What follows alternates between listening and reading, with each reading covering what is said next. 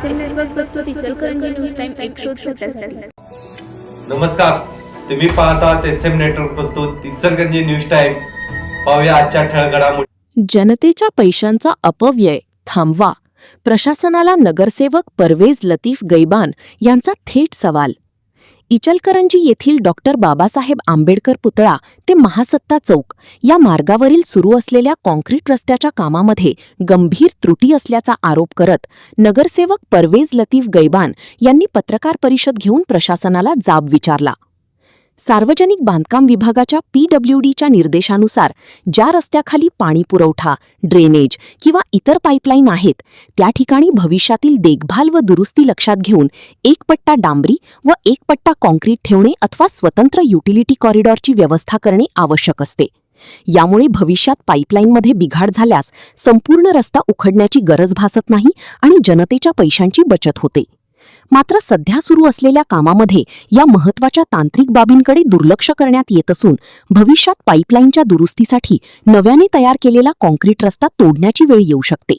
यामुळे लाखो रुपयांचा अतिरिक्त खर्च होऊन महानगरपालिका आणि नागरिकांच्या पैशांचा अपव्यय होण्याची शक्यता आहे.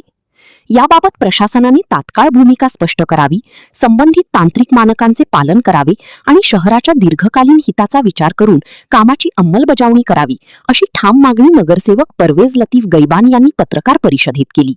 ते पुढे बोलताना म्हणाले की विकास हवा, पण तो नियोजनबद्ध आणि जनहिताचा असला पाहिजे.